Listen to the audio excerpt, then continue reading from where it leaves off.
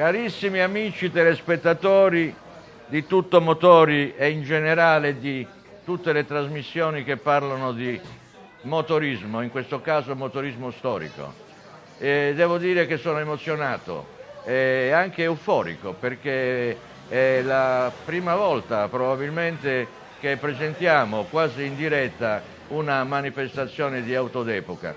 E che manifestazione, amici? Stiamo parlando della 19ª edizione del Grand Tour del Sarrabus, 19 edizioni, pensate. È un po' come con questa trasmissione avere quella sempre agognata bacchetta magica con la quale in questo caso voi che guardate e che seguite la trasmissione siete proiettati nel bel mezzo dell'evento. Parliamo del Grand Tour del Sarrabus, 19 edizioni. Voglio fare un piccolo excursus su questa manifestazione che ritengo debba essere considerata come la più longeva tra le manifestazioni di automobilismo d'epoca che si svolgono nella nostra regione. E quindi devo farlo, non posso non fare un piccolo excursus sulle sue origini. Siamo nel 1993 quando con un pizzico di immodestia, dalla vulcanica mente del sottoscritto uscì l'idea di fare una manifestazione nella regione del Sarrabus e attraverso alcune conoscenze anche personali con personaggi soprattutto della città di Muravera iniziò con la prima edizione questa avventura che si protrae fino ad oggi e siamo nel 2014. Una Grand Tour del Sarrabus che è sempre stata arrisa dalla fortuna e che ha avuto nelle sue 19esime edizioni fino adesso una variegata tipologia di eventi insiti nella manifestazione stessa. Mi riferisco a prove di regolarità cronometrica, mi riferisco a prove di abilità, mi riferisco a tanti intrattenimenti che hanno fatto sì che questa manifestazione diventasse una sorta di 2 giorni, perché è sempre stata di 2 giorni, nella quale con le auto d'epoca c'era il fine di far divertire i partecipanti, ma soprattutto quello di far sì che i partecipanti trascorressero 2 giornate con grande relax e di grande benessere turistico.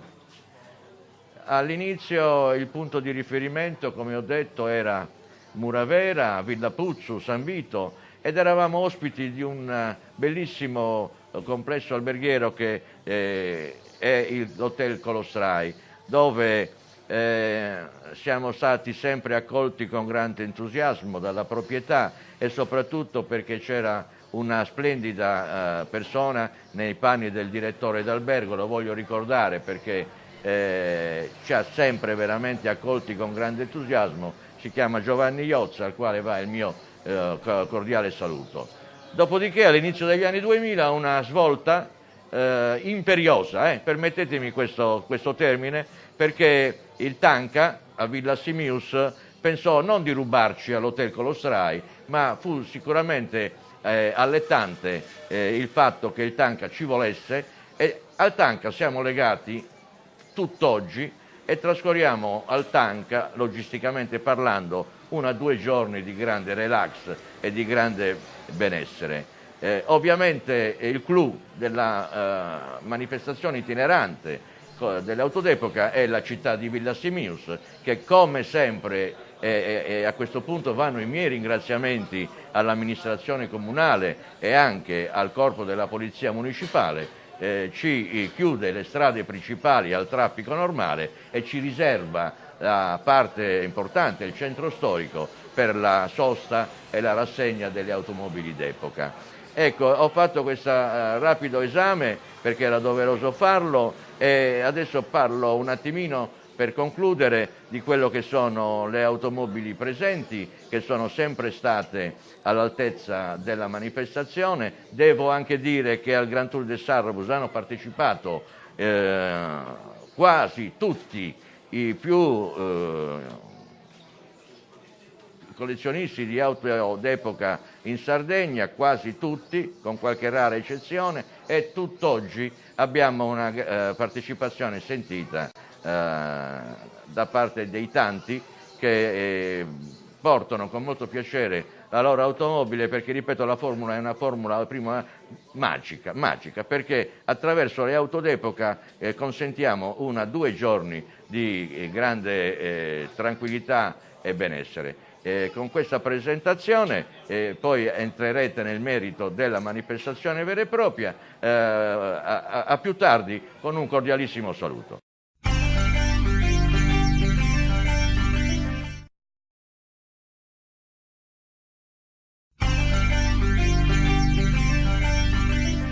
XIX Grand Tour de Sarrebruss, 30-31 maggio, 1 giugno 2014. Siamo a Villa Simius, come ho detto nella presentazione, con un tocco magico della bacchetta, eccoci entrare nel clou della manifestazione. Tra i partecipanti c'è una persona veramente importante che non potevo non presentarvi e che ho con me a fianco, e così come facciamo sempre nei salotti SCQ, anche in questo caso è con grande piacere che vi presento Natale Bruschetti, un appassionato di motorismo storico con la A maiuscola, non solo, ma memoria vivente, me lo consentirà Natale, alla quale porto il mio più cordiale saluto, memoria vivente del motorismo in Sardegna degli anni 50, 60 e anche oltre. Grande preparatore di automobili sportive, grande conoscitore della tecnica meccanica dei veicoli in generale, ma soprattutto degli anni in cui dava a questi veicoli la sua attenzione. Natale, io ti ringrazio della tua partecipazione a questa manifestazione, in generale a questa intervista, perché ci tenevo molto e tu lo sai, perché sei una persona che ha sempre dato e è sempre stata dedica la sua attenzione ai motori, e da te, come ho fatto, perché poi ho intervistato in altre puntate i grandi campioni degli anni 50 e quindi tu, che sei la memoria vivente di quegli anni, vorrei che ci raccontassi qualche episodio che riguarda quelle gare eroiche di quel periodo, con riferimento anche ad alcuni piloti di quel periodo. E quindi io li so questi episodi, amici miei che mi ascoltate, io li so, però un conto è sentirli da me, un conto è sentirli dalla viva voce del protagonista. Ci racconti quale difficoltà avevano i piloti in quel periodo e come riuscivano poi a prendere l'avvio nella gara con una preparazione della macchina che magari era tutta la notte precedente. Esatto. Prima cosa, intanto non avevano mai soldi per pagare sia i ricambi sia che la manodopera. Quello era la prima cosa. Vi racconto un fatto di Franco Balestri, detto il Brizzolato, conosciutissimo in Sardegna perché era un buon manico. Una notte... Ripetiamo, Franco Balestri, Balestri. Il Brizzolato, lo conoscono anche le pietre. Le pietre, sì. Allora, le preparo la macchina, lo sprint veloce per fare la Campuomo. Un Alfa Romeo. Un Alfa Romeo Giulietta Zagato, no, sprint veloce, che era una macchina che praticamente era handicappata contro le Zagato, Alfa Romeo e altre macchine, perché era di una serie molto precedente. Comunque preparo questa macchina chiaramente con tutti gli accorgimenti e tutte le storie delle preparazioni. A un certo punto alle 10 di notte mi arriva Gino Ligas. Ecco, io ti interrompo perché sottolineiamo queste persone. Esatto. Gino Ligas era un pilota cagliaritano che Cagliaritano. andava per la maggiore, Esatto. nel cuore e negli animo di tutti i cagliaritani, Esatto. con partecipazioni alla Cagliari Sassari Cagliari Cagliari. e alla Mille E alla Miglia. Mille Miglia. Prego. Allora, gli avevo preparato anche la 1100 per fare l'ultima 1000 miglia ed era arrivato terzo alla 1000 miglia. Gino Ligas. Riprendiamo il fatto di Franco Balestri. Alle 10 di notte arriva Gino Ligas, che faceva parte sempre della mia scuderia, e mi dice: Franco Balestri è andato fuori strada, ha distrutto completamente la macchina. Ero completamente addolorato dopo tutto il lavoro, tutta la passione, ed era successo questo incidente. E allora mi portano questa macchina col carroattrezzi alle 10 di notte. Il motore era entrato dentro l'abitacolo perché aveva preso in pieno un paracarro. Allora cosa faccio? Cosa facciamo? Franco, cosa dici? Stai zitto, Natalino, sono mortificato perché la macchina andava fortissima e non riuscivo a tenerla dalla potenza. Dice, questa cosa mi ha proprio addolorato. Gli ho detto, ma secondo te cosa avresti potuto fare domani? Mi dice, guarda, me la sarei guerreggiata con le Zagato. Ma sei sicuro, Franco? Natalino, ti dico queste cose, non ti preoccupare. Avevo 3 ragazzi che lavoravano con me. Smonto tutto il motore, avevo un'altra Giulietta Sprint, smonto alcuni pezzi tipo cutter di distribuzione, pompa acqua, tiranti dell'avantreno, smonto tutti questi pezzi del mio Sprint e le monto sullo Sprint di Franco Balestri. Allora vado a chiamare 2 amici carrozzieri per darmi una mano a drizzare i parafanghi perché erano tutti contorti. Questi erano 2 fratelli, Francesco Pao e Dario Pao. Allora uno in un parafango, uno nell'altro, cerchiamo di allineare questi parafanghi. Chiaramente dopo le martellate la vernice era completamente distrutta, non è problema. Avevo un barattolo di ducotone rosso, verniciamo tutto il muso col ducotone rosso, addirittura vernice per i muri il ducotone. No, ma che ora avete finito? Abbiamo finito alle 6:30 del mattino. Alle 6:30 del mattino ho provato la macchina sul viale Monastero, era un treno impossibile da dare la tavoletta. Benissimo. Allora Franco Balestri, siccome lui era vicino di Iglesias, dice vabbè, allora per svegliarmi un po' vado a casa a farmi una doccia e ritorno. È andato a Iglesias, si è fatto la doccia ed è tornato. Ci presentiamo alla partenza, c'era il dottor Bassi che era un commissario di gara, dice questa macchina non può partecipare perché ci manca il paraurto. Allora c'era una Lancia Ardia, smontiamo questo paraurto di questa Lancia Ardia, le faccio 2 buchi con 2 chiodi e legato col fil di ferro davanti. Dice così va bene. Ecco che parte Franco Balestri. Parte, arriva su, quando è la luna che hanno dato le classifiche, primo assoluto Balestri Franco su Giulietta Sprint Veloce.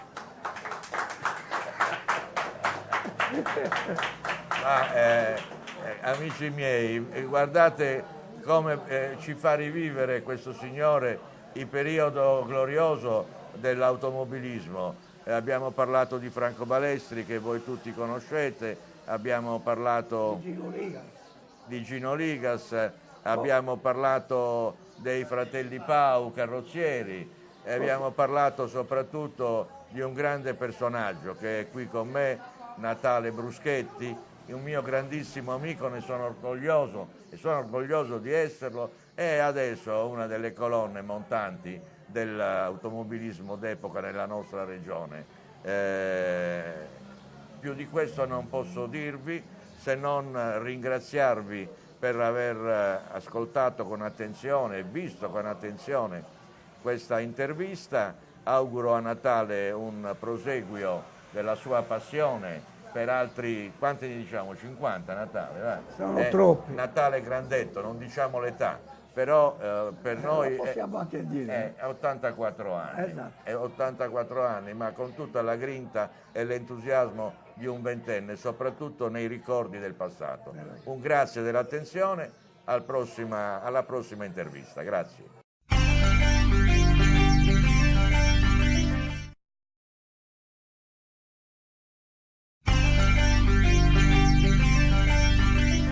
E voilà, amici miei, ancora nella 19ª edizione del Grand Tour del Sarrabus. Siamo a Villa Simius, non poteva mancare la presentazione di altri personaggi ed è doveroso che a fianco a me ci siano adesso due persone che io stimo molto, poi spieghiamo anche perché. Iniziamo con la persona che è a fianco a me, Mario Cannas, un incredibile cultore di motorismo storico e un grande appassionato, credo che sia l'enciclopedia vivente di tutto ciò che concerne la Innocenti, la Mini Cooper nelle varie versioni. Credo che sia importantissimo, e lo ribadisco, che oltre alla esibizione di un'automobile d'epoca o a questa esibizione di automobili d'epoca sia accompagnata da una profonda conoscenza e cultura del motorismo storico. Stimo molto Mario Cannas, che ringrazio di essere venuto e quindi quello che mi piacerebbe che tu potessi come dire, comunicare o al limite contagiare a chi ci vede e ci ascolta questa tua incredibile passione per le Mini Cooper. Prego Mario, com'è nata innanzitutto? È una storia di 44 anni. Un regalo di papà dopo il conseguimento del diploma, del titolo di studio.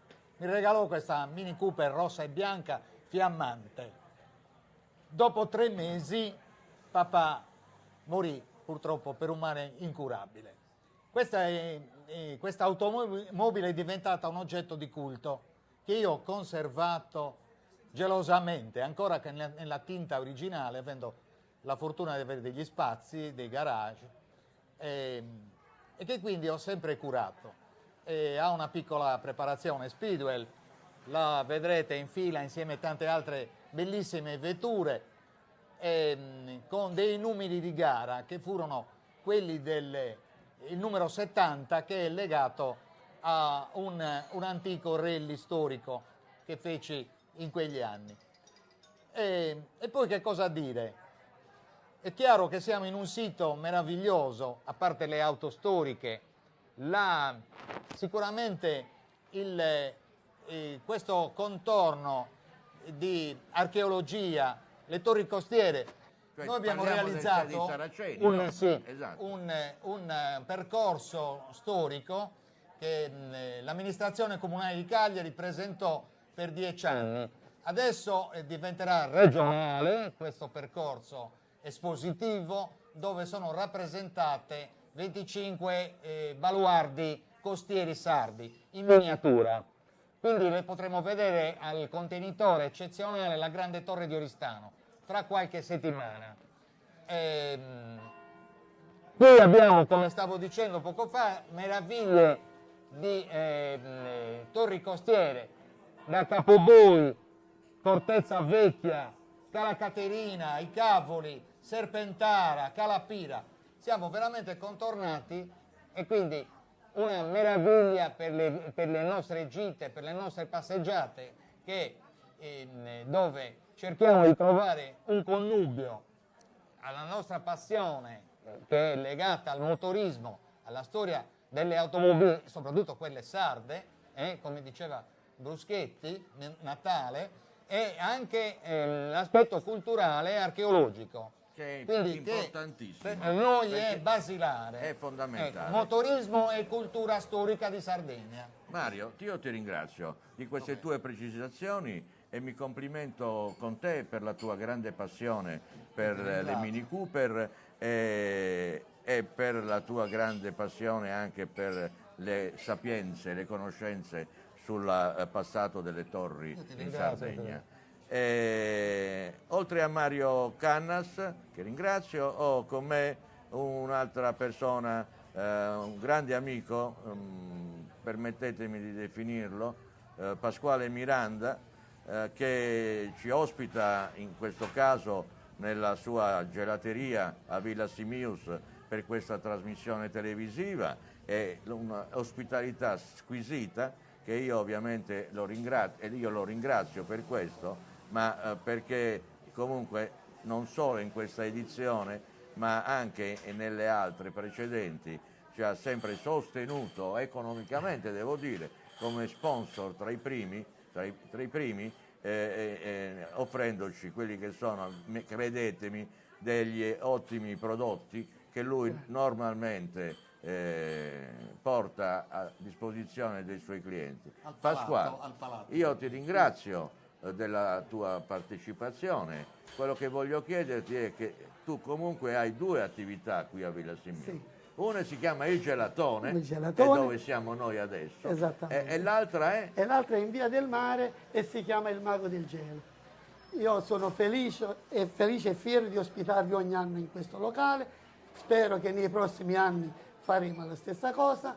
Sono un vostro socio anch'io. Esatto, e quello bisogna dirlo. sono veramente fiero e mi auguro che la nostra collaborazione possa continuare per i Io ti prossimi anni. ringrazio e ribadisco questo. Ecco l'importanza del Circolo Sardo Automoto d'Epoca che organizza poi questa manifestazione, è quella di creare al proprio interno questa vasta gamma di tesserati che poi si prodigano per dare una concreta mano per la buona riuscita dell'associazione in generale e delle manifestazioni come questa in particolare. E Pasquale Miranda è qui l'esempio vivente di questo modo di fare. Circolo Sardo Automoto d'Epoca, che ricordo è l'associazione di appassionati di auto e moto d'epoca in Sardegna da più tempo. Ricordo che venne fondato nel 1981 e a proposito della fondazione, guardate come tornano le cose, e del fantastico, permettetemelo dire, nostro stemma con il triangolo eccetera eccetera, che voi osserverete sicuramente dappertutto. Ecco, Mario Cannas, che con me fu l'ideatore e il disegnatore in quell'anno 1981 di questo stemma, e tuttora dopo più di 30 anni lo ritroviamo con noi alle prese con i raduni, manifestazioni, il suo modo di essere esuberante e entusiasmante. Io ringrazio Mario Cannas per la sua partecipazione. Ringrazio ovviamente Pasquale Miranda per la partecipazione alla puntata, ma lo ringrazio soprattutto per le belle parole che ha speso nei confronti dei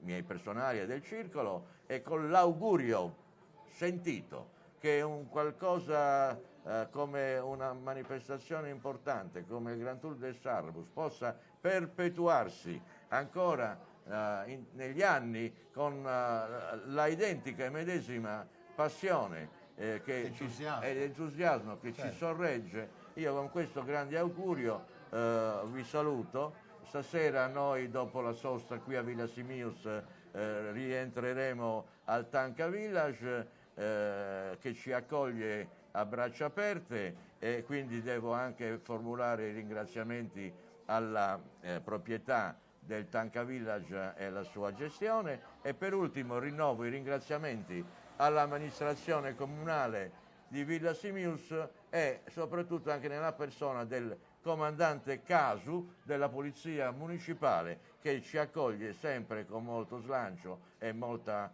volontà. Grazie a tutti voi, alla prossima.